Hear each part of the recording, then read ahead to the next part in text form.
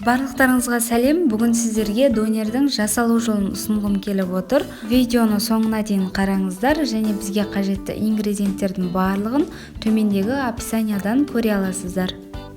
Ең алдымен кез келген етімізді турап аламыз. Мен тауық етін қолдандым. Сіздер сиыр етін қолдансаңыздар да болады.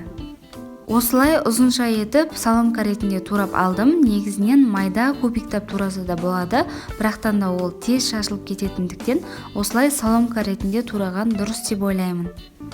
Одан соң етімізді қатты жіңішке немесе кішкентай етіп турамаңыздар. Ол қуырылғаннан соң одан әрі кішірейіп және жіңішкеріп кетуі мүмкін.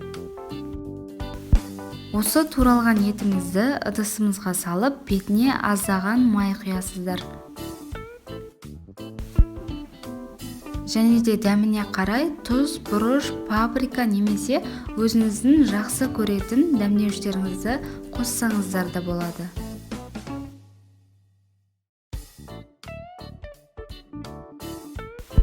Барлығын жақсылап араластырып, қызып тұрған құрғақ табамызда қуыратын боламыз.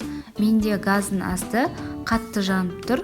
Сол қатты отта небәрі 10-15 минутта ғана қуырып алдым. Сіздер де бақылап тұрыңыздар, етіңіз қатты күйіп кетуі мүмкін.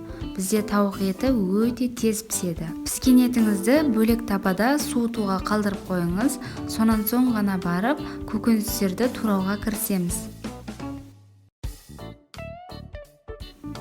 Жаңа айтып өткеніндей, кубиктап турау тез шашылатын болғандықтан мен көкөністерімді де осылай соломка етіп турап алдым.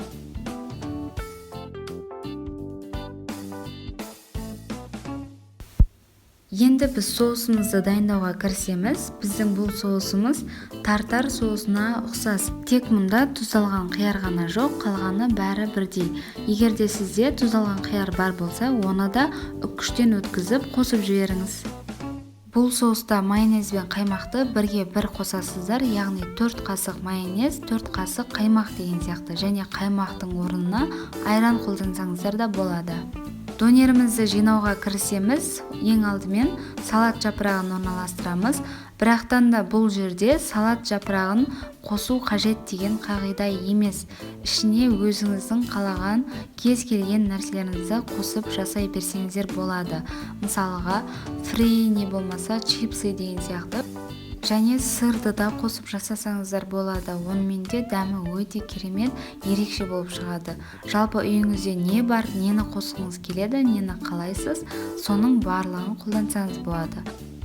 Егер де сіз чеснокты ұнатпайтын болсаңыз, оны соусқа қоспай-ақ жасай беріңіз. Ендігі кезек донеріміздің екі жанын осылай бүктейміз. Бас жағынан кішкене орын қалдырған болуыңыз керек. Содан бастап бүктеп шығамыз. Мен жабысып тұру үшін кішкене суды қолдандым. Асты қатты қызып тұрған құрғақ табамызға салып, бетін міндетті түрде осылай басып шығыңыздар. Себебі кейбір жерлеріміздің асты табаға тимей қалуы мүмкін. Екі бетін аударып қуырғаннан соң, осылай жандарын да қуырып алсаңыздар болады. Осылайша біздің дәмді, тойымды әрі пайдалы донеріміз тез дайын болып қалды.